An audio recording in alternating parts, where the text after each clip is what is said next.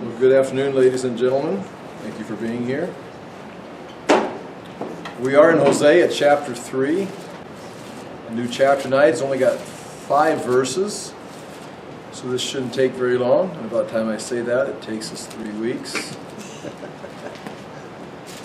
But what's happening in this chapter 3 is basically God is going to give a command similar to what he said at the beginning of the book. Hosea is going to fulfill what was said or asked to do, and then God's going to give a meaning. In the first chapter, this is similar, parallels the first chapter, except in the first chapter there was going to be 3 children who were going to be born, and each of the children is going to have a meaning. So the same thing takes place. It's just that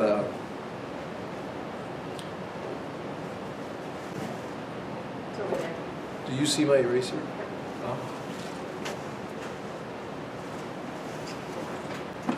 Thank you.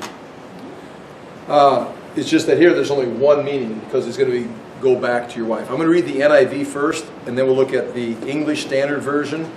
I think you can see, you decide.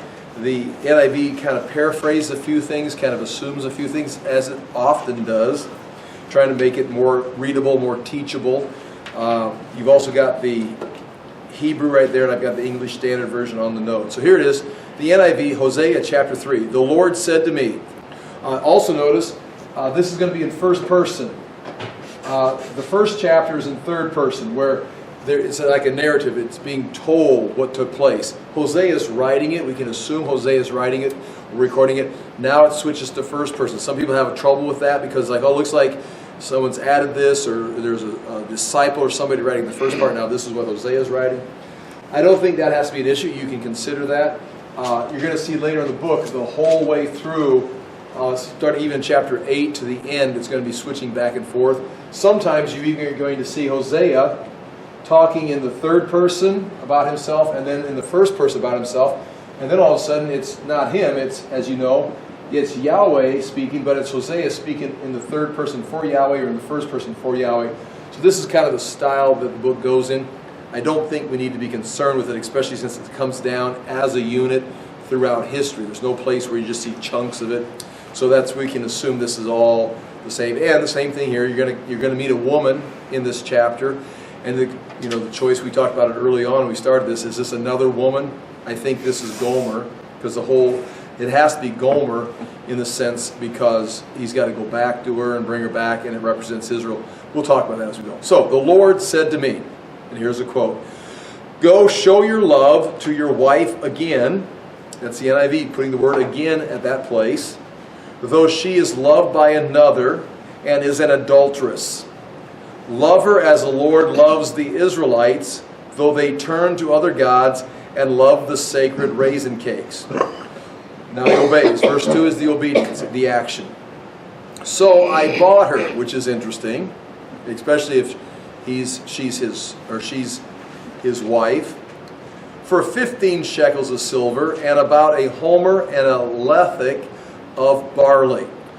Now the 15 shekels is fine, except usually it's 30 shekels in the Bible. You see a slave is 30 shekels, and the fact that he only pays 15 shekels and adds some grain, some different measurements of grain with it, may indicate he's trying to kind of put together the money. It's not like here's 30 pieces of silver. It's like, well, all I've got is this. How about can I take some of this? In fact, we'll notice the Hebrew word there when we get to it. When it says I bought her, it actually means to bargain, to haggle, to be in the street kind of bartering back and forth.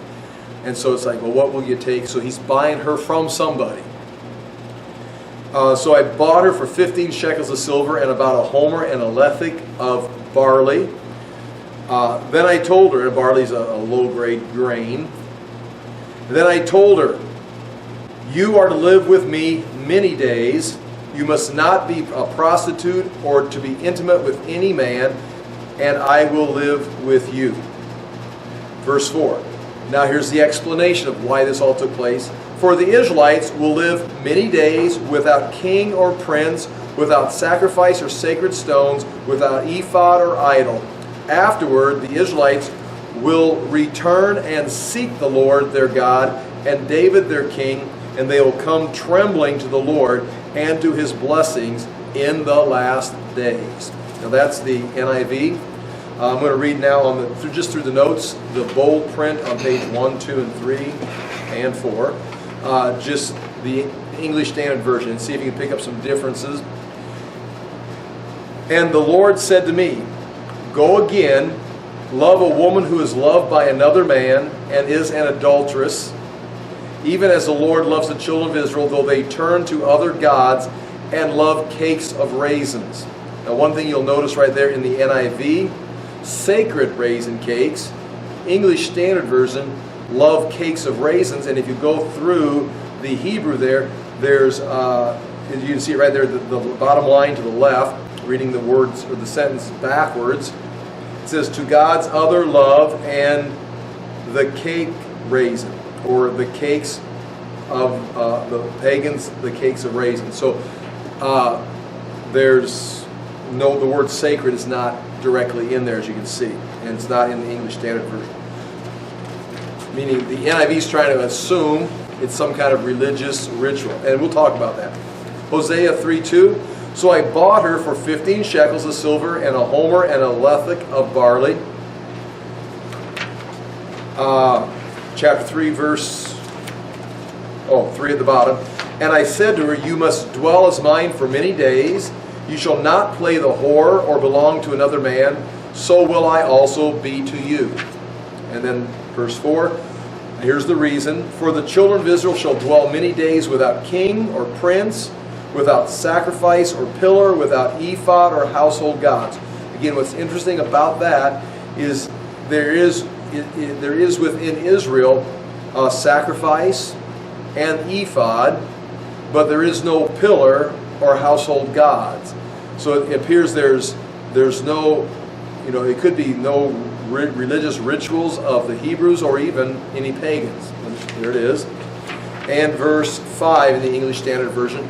Afterward, the children of Israel shall return and seek the Lord their God and David their king. And it's interesting, David is thrown in there. And they shall come in fear to the Lord and to his goodness in the latter days. Again, there's a true full commitment right there. So with that being said, we're going to just mention a few things.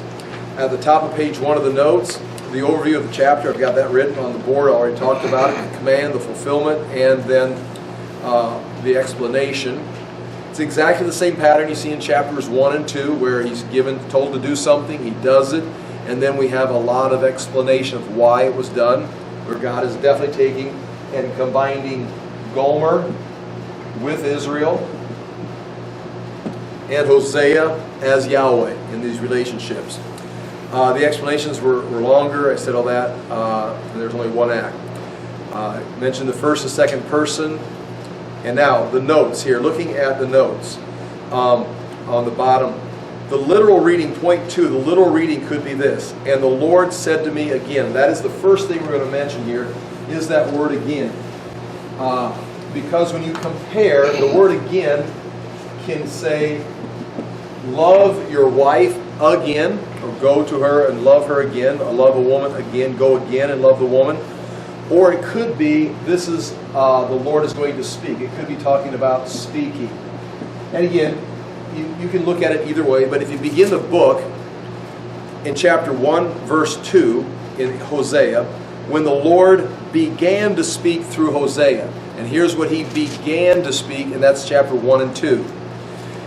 Now, chapter 3 is some consider, and I don't think it's a good consideration, but it's worth mentioning, that chapter 3 is nothing more than just a rehashing of what took place in chapter 1, where the Lord says, go show your love to this woman. But I think, and I think you would agree, is that this is just a continuation of the story. For him to have a wife, her to go astray, and be brought back is what's going to happen to Israel.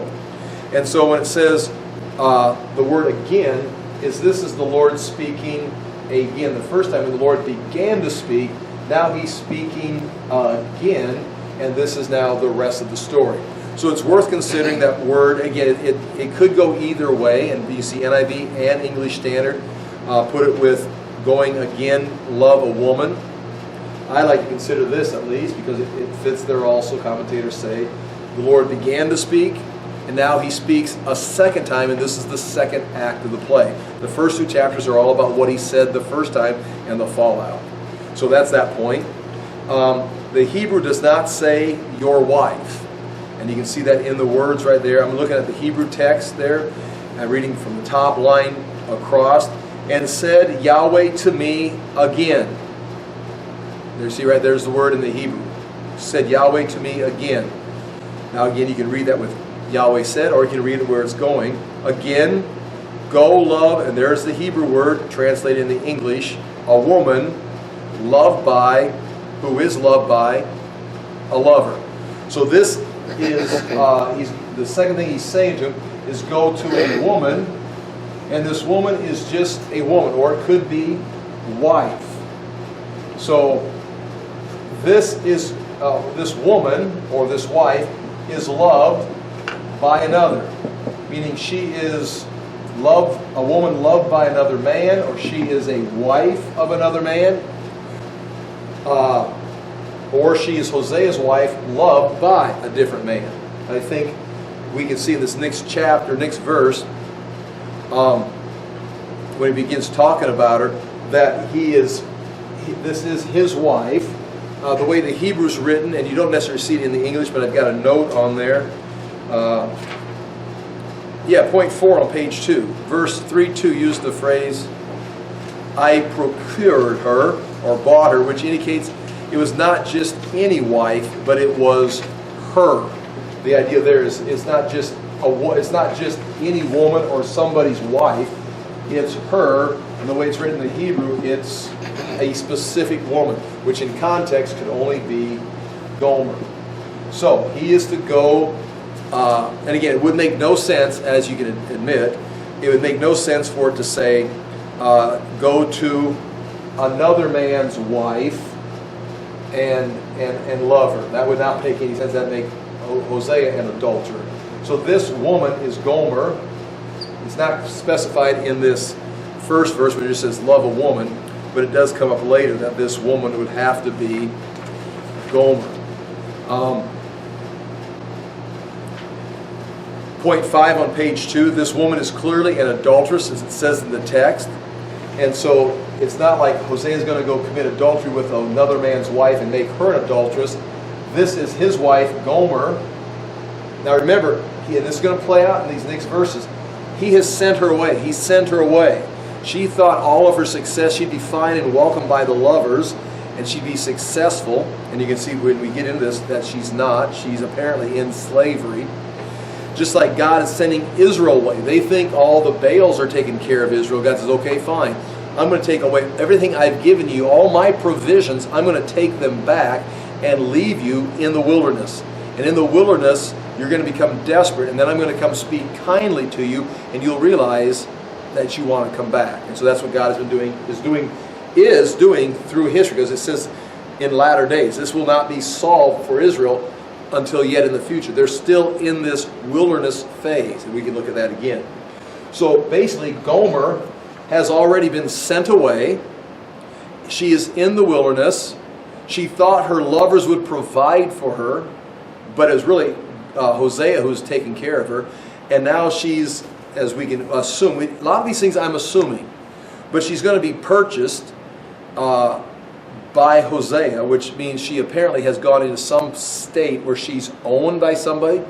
It's probably not another man. Another man hasn't married her, because you don't see people buying wives from other men. So she's probably in some kind of state of slavery. She probably got so far off in the wilderness that Hosea sent her into that her lovers didn't come through for her. She needs money. She needs to survive. And a woman in this culture, alone, with no property, no business, no family, no lovers that are supporting her. She thought she could live off just the favors of her lovers. But they've let her go, and she now is destitute, so her only action is some kind of slavery. And so she's now owned by somebody, probably not a husband, but has something that someone owns her, that she owes them something, that now Hosea has to purchase her and buy her back. So she has gone off into the wilderness, is destitute, and Homer goes off and is going to buy her back. And so she is gone into adultery. It says, I'm looking at this right here, show her love again. The word again is mentioned there, I explained that. But the word love needs to be considered here because it says, love her, and that she is loved by another. So at first you could think of some kind of emotion. You know, he has an emotional connection, and we'd like to think that Hosea has some emotional connection to her, and I think he does. He's in a covenant with her. But these other men that love her, they do not have, it's not emotional. This word love is referring to sexual activity, as you can see right here.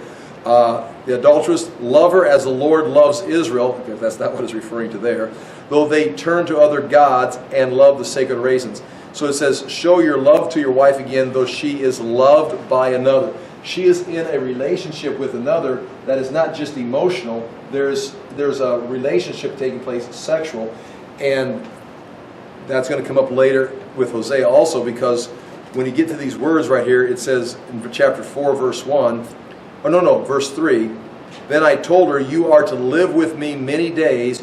You must not be a prostitute or be intimate with any man, and I will live with you.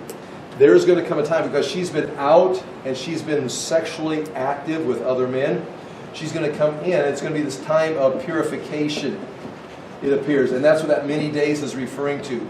Many days. It doesn't just say, I don't think it means just you're going to live with me many days, you can live with me a long, long time.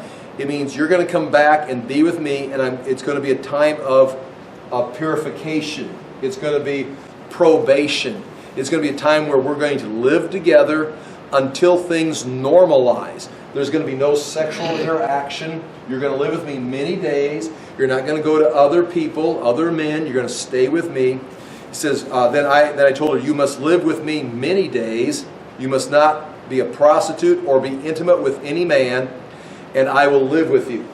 And I think what they're indicating here is that after so many days of whatever this is, then they will then come back into a marriage relationship, and their marriage will be normalized again, which is exactly what's going to be seen here in chapter 4 and 5 with Israel. For the Israelites will live many days. Many days. Once they're sent to the wilderness, they're going to have to go through this purification process, many days without king or prince. And that's where they're at right now, since the days that Israel was sent away and then Jerusalem fell.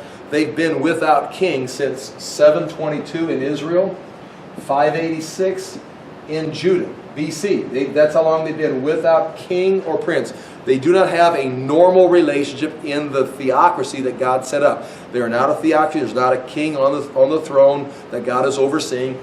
They are still God's people, but they're in this time of purification. They've gone to the wilderness. They've come back, but they're going to have to live many days without a prince or king in a normal relationship like God set up with Israel. But goes on, without sacrifice or sacred stone. And that's both, again, how would you interpret? They're going to be going out without, like Hosea and Gomer are going to be living together for many days, waiting until the relationship is normalized. Israel's going to be without sacrifice, without sacred stone, without ephod, or without idol. You're going to have none of these things. And you can consider the fact right now that even now they're in Jerusalem, but they can't get to the Temple Mount. They can go up there, and sometimes they can pray, and a lot of times they can't pray. There's rules, and you can watch that on the news, watch it on different updates. Riots will break out. Jews can't go up there and pray. Muslims can go up there and pray. But Jews sometimes have a hard time even visiting. And they definitely can't go up there and be in a state of prayer. That's why they pray at the Western Wall. If they could go up on the Temple Mount and get close to where they thought the temple was, or get close to some place closer, they would go there. But the reason they're at the Western Wall is that's the only place they don't get some kind of political blowback for praying. There's a place in the Western Wall tunnels. If you go here to the Temple Mount, this is the south side. There's steps down here. The ceremonial steps coming up onto the Temple Mount. The Dome of the Rock is right here. Here's the Western Wall. right about here in the Prayer Plaza. You know, it's been developed since 1967. Before that, this was all full of buildings. There was buildings in here, and there was just an alley. There's just a little roadway. So there'd be a building here and a building here, and they'd have to go into this alley, and they'd pray at this western wall. In 67, when they had the War of 67, they reconquered or took control of this. They bulldozed these houses, shacks, whatever was there, not making, you know, of course that was a violation, but they controlled it. And they built what is now the Western Wall Plaza, which is a pavement, it's right here, where there's Jews can come up here and pray. But you see how far, if this is where the dome of the Ark of the Covenant sat, they're as close as they can get. Unless you go in the Western Wall tunnels, which you can go in through here, go down and walk along the wall, down underground, even going down to the first century pavement. You can see the first century pavement. If you get way down here, the pavement, you can see where it runs this way, and you can see the pillars of what was a first century road. They're buried. You can see them there. And there used to be a road going down this way, and you can see the pavement. You can walk on the pavement, but it hasn't been excavated this way yet. You could continue to excavate this way. So you're on the first century pavement, but it's all covered up. Anyway, when you get right here, there will be somebody or people, sometimes, you know, 2 or 3 people, because right here praying, right there, because that is actually the closest place they can come and pray and be close to the holy place. And so when you go down this Western Wall tunnel, you're walking underground, you can see these huge stones of the Temple Mound right here, the retaining wall. There'll be somebody praying right here. So nonetheless, Israel is in a sense still in this place where they don't have a king, they don't have a prince, they do not have the ephod, the priesthood's not working, there's no sacrifice. They're still in this place of many days. In a sense, if you go back to the idea of purification, they're on a time waiting until they're restored. And now they're not restored yet. And Hosea is acting this out with Gomer, if you want to read it that way. Again, we're dealing with scanty information. I'm going to read the NIV again. The Lord said to me, go show your love to your wife again. Again, show your love, that would mean go bring her back into your home. It's going to mean a normal relationship. They're going to have a normal relationship. When we say normal, that would include some kind of sexual encounter. Love with another. Though she is in love with another, though she's right now being intimate with another, bring her home. And she is an adulteress. Love her as the Lord loves the Israelites. He wants to restore a normal relationship. Though they turn to other gods and love the sacred raisin cakes. I haven't talked about the sacred raisin cakes. I skipped that. Okay, go back on page 2, and that's point 9. You can see that the word sacred is not in the text, in the Hebrew or in the English Standard. It's here, and that's one of the paraphrases that they're putting in there. They assume, and it's not a bad assumption, you can see places where in Jeremiah they made cakes for Asherah, or Asherah. And so there is a place where they can make some kind of cakes that honor the gods with some kind of baked goods. But if I can build on this, I've got these things written down. 9, love the sacred raisin cakes in NIV is a paraphrase. Point A, sacred is not in the text. Point B, Israelites, a better translation would simply be, Israelites, they love raisin cakes. Now, there's raisin.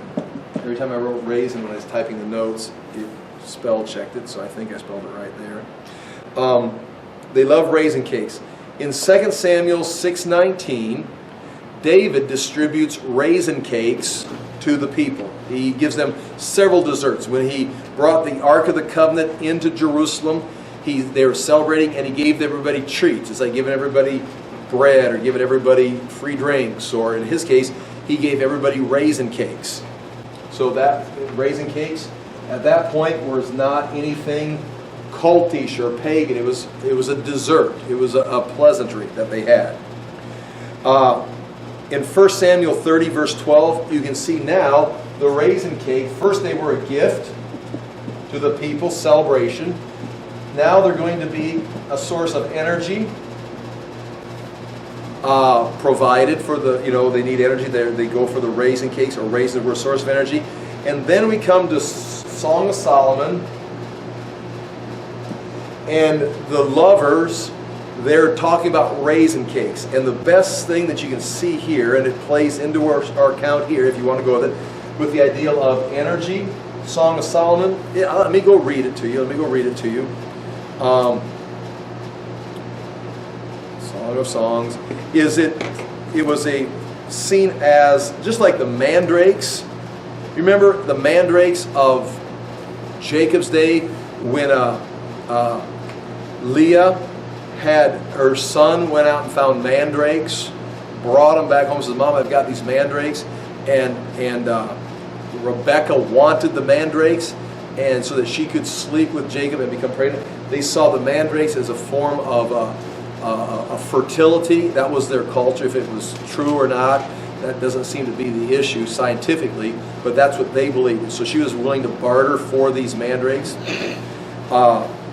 Now in Song of Songs, chapter 2, verse 5, I'm going to begin reading chapter 2, verse 2 of Song of Songs.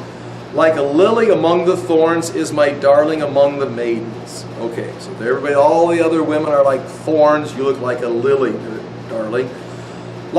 She replies, like an apple tree among the trees of the forest is my lover among the young men. I delight to sit in his shade, and his fruit is sweet to my taste. He has taken me to the banquet hall, and his banner, and his banner over me is love. Literally, it says he's taken me to the house of wine,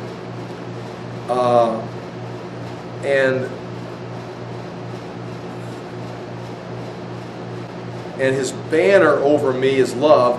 I'm looking at my notes right here when I taught through this. The word banner is an Akkadian word which means intention. The man's intention in the wine house is love. So in other words, he's taken her to the wine house, and his banner over her, it sounds nice, but his intentions for her is love. And we're in the context of Song of Songs, which is very clearly sexual. And we went through this. Watch this, verse 5. You see the context. There is like an apple tree. She's like a lily among the thorns. I delight to sit in his shade. His fruit is sweet. He's taken me to the banquet hall, the house of wine. His intention for me is love. And that's not an emotional thing. That is activity. And then verse 5. Here it is. Strengthen me with raisins. Refresh me with apples, for I am faint with love. And if you read that in context, I am worn out from love making. I need raisins and apples to give me energy for this continuation in this sensual activity. Yes, if you want to teach through Song of Songs again, that's exactly what it means, and that is the context here. It's very healthy, especially in our context, between a male and a female to be having this kind of activity. That's normal. Outside of a male and female relationship, it's abnormal, weird, perversion, not in tune with reality. There's a whole sermon there, but this is exactly what is being said there. With that context, we go back to Hosea 3. You don't have to accept this, but there's something about raisins, and there's something about raisin cakes, and they're not going to, it says right here, that they love the raisin cakes. And this would be an indication that they're involved in the cults, the pagan worship, the Baals, which were fertility cults, which involved sexual activity. They had temple prostitutes. And the raisin cakes were understood then, if this is true, to be a source of maintaining your worship, maintaining your activity in the cults, in the temple of the pagan gods. And that's what it says right here. And again, the context, love your wife. She's loved by another.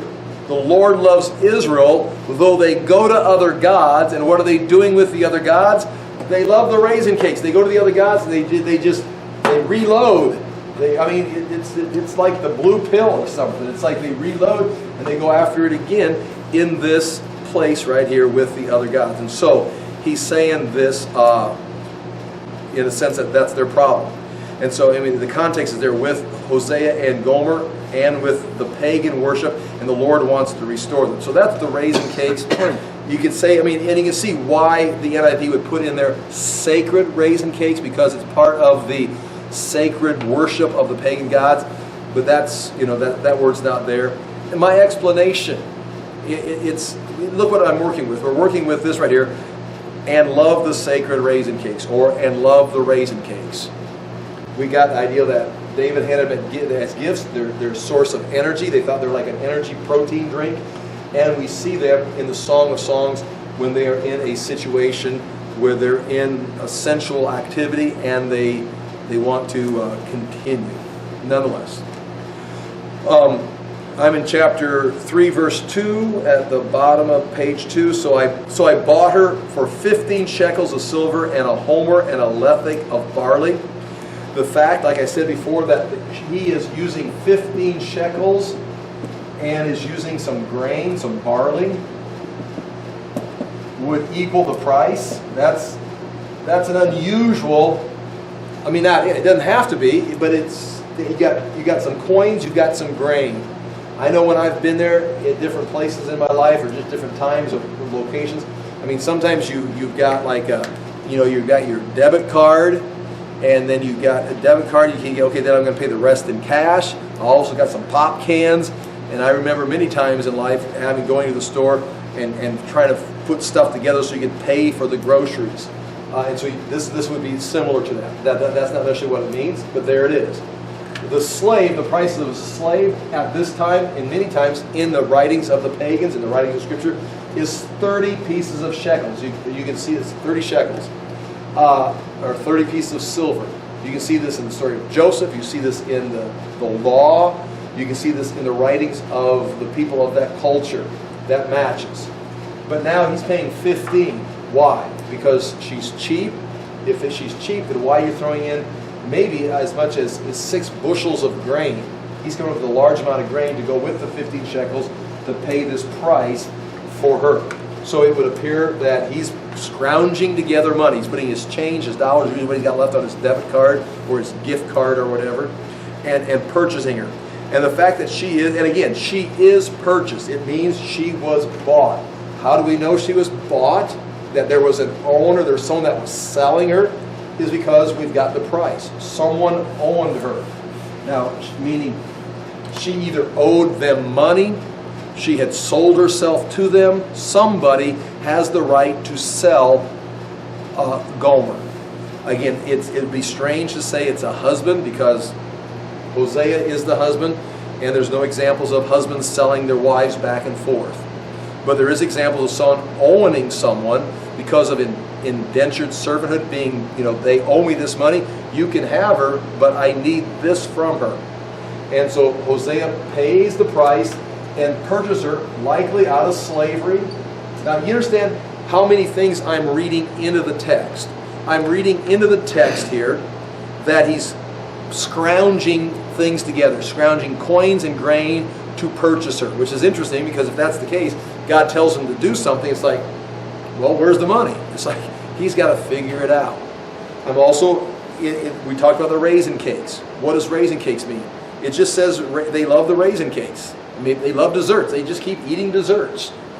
Is there a meaning? I gave you a meaning. I read that meaning into the text. We don't know. I don't know. I mean, that would make sense. It fits the context.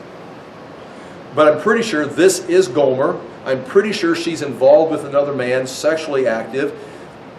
Now this other man, this other person, someone owns her because there was money that was paid. She's in some kind of debt or is owned. Slavery, what kind of slavery? It could be the temple prostitute, a temple slavery. Some people go there, but I don't think that's the case. I don't think he's buying her from a temple. I think she went off. I think what happened, he took her, and you want to be out like this, sent her off like Israel's being sent to the wilderness. She's now destitute. She's got to get something, make a living. She's got to provide for herself. And she ends up in some kind of slavery in the wilderness. That's where Hosea comes in, says, I'll pay the price. I'll buy her back and bring her back, and we'll have a normal relationship. And that's exactly what God has said he was going to do. I'm going to send them off. There'll be nothing there for them. They'll be destitute, and then I'll go speak kindly to them, and they will want to be with me because I can save them from the disaster. In other words, they do not know how bad it is without Yahweh until Yahweh shows them. That's how bad it is. And now what he's doing in history, again, beginning in 722 or 586, if you want to add that in there, 586 BC, he sent them off, and he sent them off, and they've gone through a period of things, including, rebuilding the temple. Jesus came, the temple was destroyed again, and they're still in this waiting. They're still waiting. They have no king, they have no prince, they have no sacrifice, they are nothing. They're just waiting, kind of in this state of just nothingness. We're waiting for something to happen. And that's interesting to see them negotiating over in Israel right now, trying to make peace in the Middle East. And it's always interesting to watch, and it's always a noble thing to do. But they're messing with this time period right here. It's like, we got a great idea. We got the plan of the century. We got this idea. It's like, do you understand? This is under divine command. They have no prince. They have no king. They have no sacrifice. They're there until I'm ready. And so they're still in this purification process of waiting. You see what I'm saying? I mean, so it's like you're trying to move an immovable object. Well, it's the Palestinians, it's the Arabs, it's the Jews, it's the Democrats, the conservatives, it's Russia, it's Germany, it's European. It's like, it's the Word of God. There's nothing going to happen until, well, it tells you, until the latter days, when Yahweh and David, which is a verse about the Messiah, then we'll bring them back and we'll have a normal relationship. But nonetheless, point 4, at the bottom of page 2.4, it says, I bought her, means that it says, bought means she was purchased. Bought includes the Hebrew ideal of haggling, bartering, and negotiation in the street. So, which also would add to the fact that he didn't just walk up and say, how much for, and gave him the money. They say, we need 30 pieces of silver. I don't have, I'm ad-libbing here.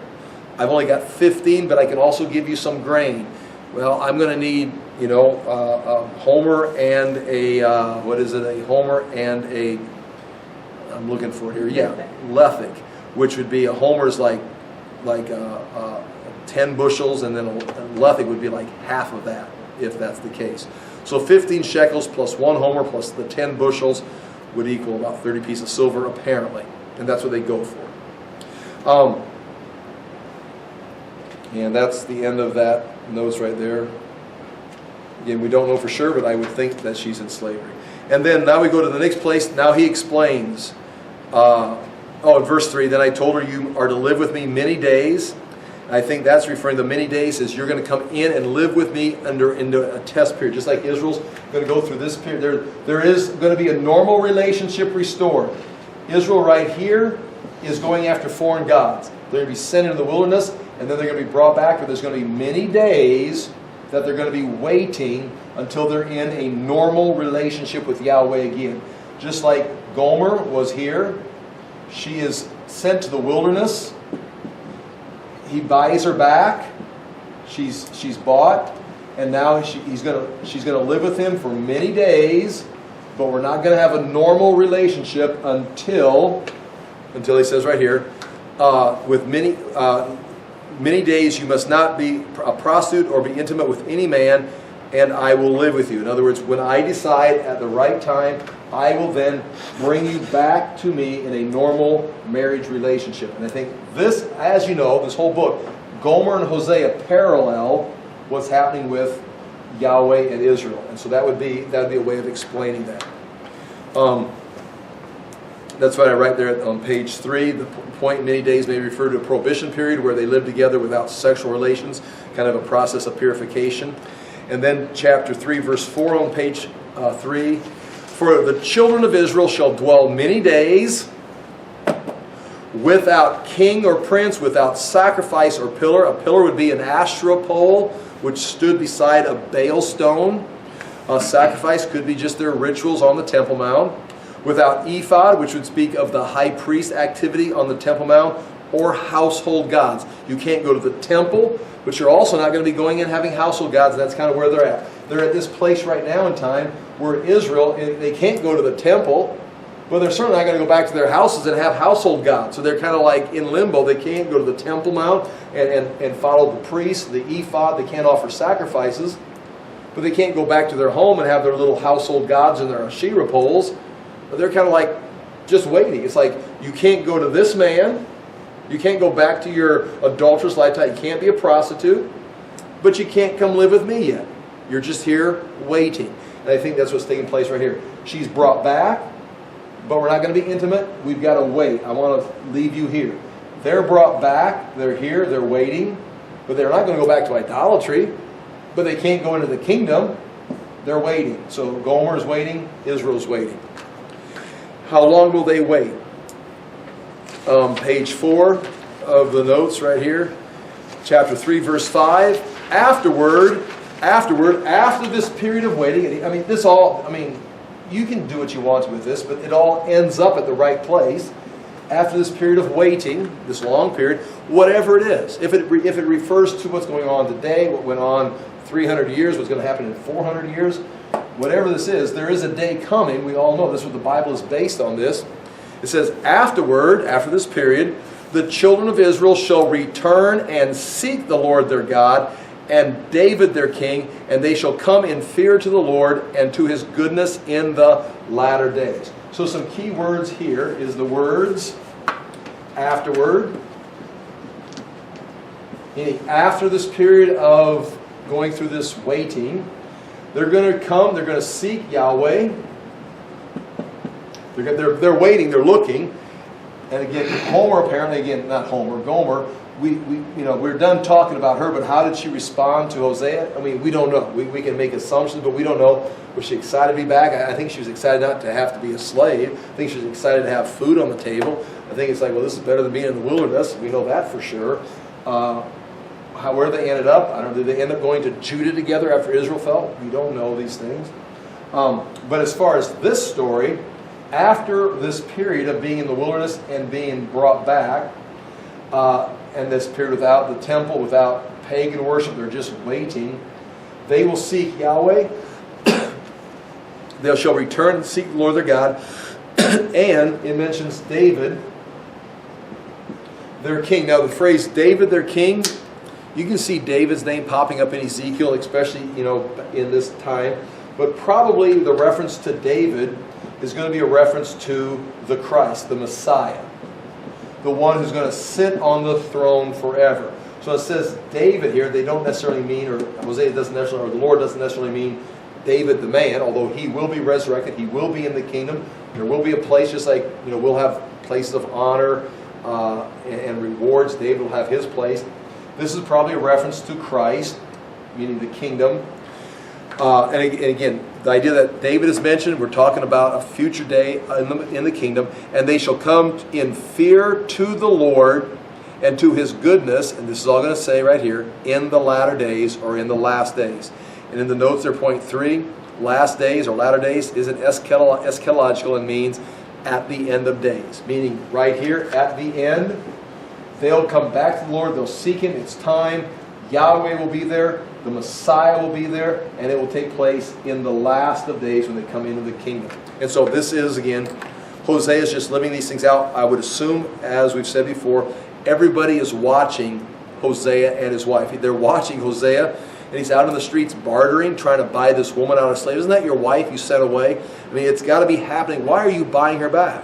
Because this is, again, I don't want to say useless, but it's the point of this is it's speaking to Israel. So it can't be happening over here in a corner, and then he writes it down in a little bit of a scroll somewhere, and it just keeps handed down. No one ever reads it. I would assume this is happening right in front of the people. He's got to go publicly out here and barter in the streets. Can't secretly just, here's 30 pieces of silver, I'll take her back. He's like, I need 30, I've only got 15. And people are watching this, him buying his wife out of slavery, and come back, and they may have known this stipulation, because the whole thing is, it's not just for Hosea to know. There's value in me knowing this, or you knowing this, or Hosea knowing this information. But Hosea is a prophet. It's not just for Hosea to say, oh, I know why I had to do this. This is what's going to happen to Israel. It's got to be something. And if it's just information, if we just want a PowerPoint, if we just want it laid out in the steps of what's going to take place, we've got prophets that just were given information. Here's the information. Daniel didn't have to go through actions. These were just, here's the information. He recorded, sealed it up in a scroll.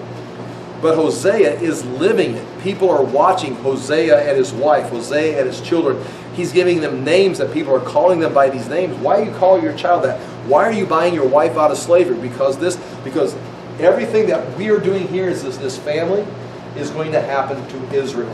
So I would think that this has to be something that people are watching and aware of, which gives us a little more insight. Now understand, I said a lot of words. I talked a while, about 5 verses, with, look how little information we've got. So I do understand that, I can read it again. I'm going to read it right here out of the English Standard again, and I'll be done.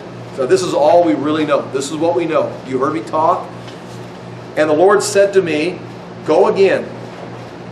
Or the Lord said to me again, love a woman, singular, that's just any wife, a woman, who is loved by another man. Now, he's probably not telling him to go love someone else's wife. And this love is some kind of active, not just emotional. And is an adulteress. So the wife is already an adulteress, which means she's with another man already. Which means the only way to be right is if Hosea was going to his wife, who is the adulteress. Even as the Lord loves the children of Israel, though they turn to other gods and love cakes of raisins. All right, they love the cakes of raisins. They love desserts. And again, I explained that. It's probably how they worship their other gods. So I bought her. I went, found her. I'm going to love her again. So I've got to bring her into my home. I bought her for 15 shekels of silver and a homer and a lethek of barley. And even it's like, what does that mean? Well, it might mean he's trying to put the money together. And I said to her, once he's got her now, he paid for her, he's got her now, they're walking back to the house, or here's the deal. You must dwell as mine for many days. I didn't buy you to be a prostitute. I bought you to be with me, and we're going to live together many days. We're going to establish a normal relationship. You shall not play the whore or belong to another man. So, when that's done, I will also be to you. I will come to you and be your husband. But not today. We're going to go through this process. And the reason why this is, chapter 3, verse 4, why? For the children of Israel shall dwell many days. They're going to be brought back, but they're not going to be given a king or a prince. That's not going to take place until later. They'll have no sacrifice or no pagan pillars. They'll have no priestly ephod, no household gods during this time of waiting. But afterwards, when the waiting is done, the time where they have no ephod, no gods, no anything, the children of Israel shall return and seek the Lord their God. They will be at the right place, in a right relationship standing. And David their king, they'll seek the Messiah. They'll seek, again, that would be Jesus Christ. There's a day coming where they'll seek the Lord their God, but also the correct Messiah. And they shall come in fear of the Lord and to his goodness, and this will happen in the latter days, the end days, the days of the end. Meaning, don't look for it during some negotiation period, although there's nothing wrong with negotiating. It's going to happen at the right time. So anyway, there's chapter 3, verse 5. Now that is, in a sense, the end of Gomer and Hosea's story. We've got the rest of the book now, quite lengthy, as far as, the minor prophets. And in chapter 4 begins, hear the word of the Lord, you Israelites. Now we've got Hosea speak. He's living it, and now he's going to start bringing the message to them. And you're going to have just a series of messages throughout this that were collected. Are there any questions or comments about, again, I said a lot of things. You do not have to accept them. But I do like, it's nice when it makes some kind of sense and has a storyline to it. Corrections, comments? Yes, sir. Well, so then the present day Jews are kind of living in this waiting period. That's what I would. Yeah. And the reason I can say that, with any kind of confidence, is because we're looking at history. And again, I write the number. They fell in 722, Jerusalem, Babylon, 586 BC. There's that time they go into captivity and they come back for a while. They rebuild the temple, but that's to bring Jesus, to fulfill that. And then right after Jesus dies, 40 years, the temple's destroyed, they're right back to this place. This was like a little bleep in history to get the Messiah to come back to his people. And now they're right back here, Roman dispersion, and now they're back to right where they were. And again, even when Jesus was there, they had a temple, but they didn't have the ark. They had some rituals, but they knew that they were still waiting for this. And so the later days, it's not going to be fulfilled. This is not going to happen until Jesus comes back, until the Messiah, the King, the Son of David comes. And that's what the church is waiting for this, and Israel's still waiting. It's just that they've been waiting since 722. So this whole time, they've been waiting for this, and so there's really no time that that's ever been fulfilled. That's what I'm looking at this period right here. Part of this would be the Jewish time in the wilderness, and part of this time is where they're going to just be waiting with nothing, waiting. And interestingly, when Jesus, in this final day, we got several indications from Paul to Zechariah that Israel will look on him, the one they pierced, and weep for him as an only child, and all Israel will be saved. I mean, even Revelation talks about this, and they're going to turn to the Lord. They're going to turn to Jesus Christ. And that's, you can have Jews individually coming out and accepting Christ, because they're just joining the church, like Paul or Peter or any Jews today. But there's a day coming where there's going to be a national coming to the Lord, Zechariah, Romans, Revelation. So yeah, I think this waiting period is, the wilderness and waiting period is from 722, 586 until this takes place. So yes, wherever we're at, you are here. So again, Trump's over there making a peace treaty. Clinton was over there making a peace treaty. Everybody's making a peace treaty. And that's good. I mean, that's good for common politics, the age that we're living in. But you're not going to establish, you're just setting the stage for the final days. If that makes sense. And so it's interesting, and when you put it like this, you start seeing all these books all just stacking up saying the same thing. You read this randomly, it's like, what's he talking about? Same thing Isaiah was talking about, the same thing Jesus was talking about, the same thing Paul, Revelation, John was talking about. We're waiting for this. Any other thoughts? Otherwise I'll pray and we can go. Father, we do thank you again for your truth. We thank you for the opportunity to hear these things. We ask that we would honor your word, that we'd honor your spirit and walk in the ways you've showed us at this time in history, that we may be a true witness as we wait for the coming of your kingdom. In Jesus' name we pray. Amen. Thank you for your time.